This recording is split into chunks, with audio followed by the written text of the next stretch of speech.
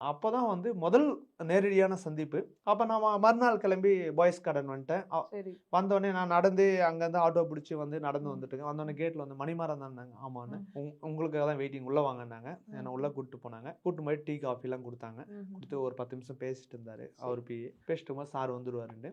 சல்லுன்னு சார் வந்தாரு. ம். அவர் படத்துல எப்படி வருவாரோ அதே மாரி தான் நேர்லயும் வராரு. ம். சரசரன்னு வந்து கேட் தொறந்து ம். வாங்க மணிமாறன், வாங்க மணிமாறன்னாரு. ம். ம். என்னவோ ரொம்ப நாள் பழகுன மாரி அந்த ஃபீச்சு, அதோடைய அணுகுமுறை இருந்தது ஓகே. அவர்கிட்ட. ம். எனக்கு முதல் சந்திப்புல ரொம்ப புடிச்சிருந்தது அவர்கிட்ட. சரி. எனக்கு ஒரு பொதுவா எல்லா விஐபி நான் சந்திச்சிருக்கேன். ம்ஹ்ம். உள்ளுக்குள்ள ஒரு பதட்டம் இருந்துட்டே இருக்கும்.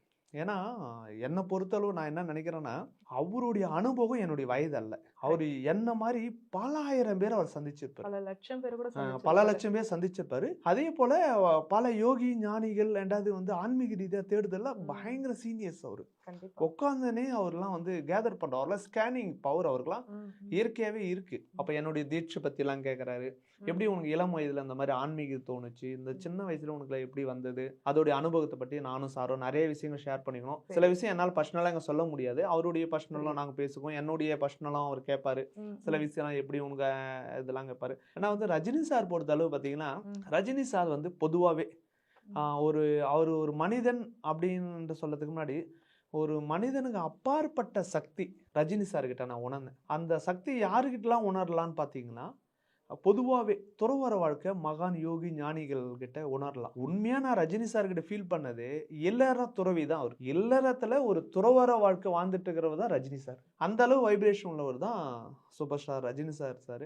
ரஜினி சார்ன்றதுக்கு முன்னாடி அவர் ஒரு ஐயான்னு தான் சொல்லலாம். ஏன்னா ஒரு மகான் அவர்லாம். ஏன்னா அவரு எல்லாமே சொல்லுவாங்க. ரஜினி சார் பத்தி நெகட்டிவாவும் சொல்றாங்க, பாசிட்டிவாவும் சொல்லுவாங்க. அவர் என்ன பண்றாரு, அது பண்றாரு, இது பண்றாருன்னு. ரஜினி சார் மாரி ஒரு குணம் நான் இது வரைக்கும் நான் பார்க்கல. என்னுடைய அனுபவத்துல எனக்கு தெரிஞ்ச அளவுக்கு உங்களுக்கு நான் சொல்றேன்.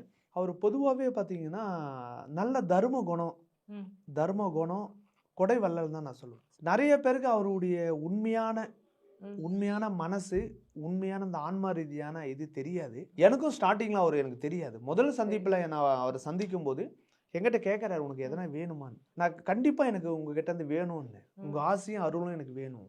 உங்களுடைய ஆசீர்வாதம் எனக்கு பரிபூர்ணமா வேணும்." அப்படின்னு. அது என்னைக்கும் இருக்கு. "உனக்கு வேற எதனா வேணுமா? உனக்கு ஏன்னா சேவைக்கு எனக்கு எதுவும் வேண்டாம். உங்க ஆசை, அருள் மட்டும் போதும்ன்னு." முதல் சந்திப்பு நாங்க விட்டுட்டோம்.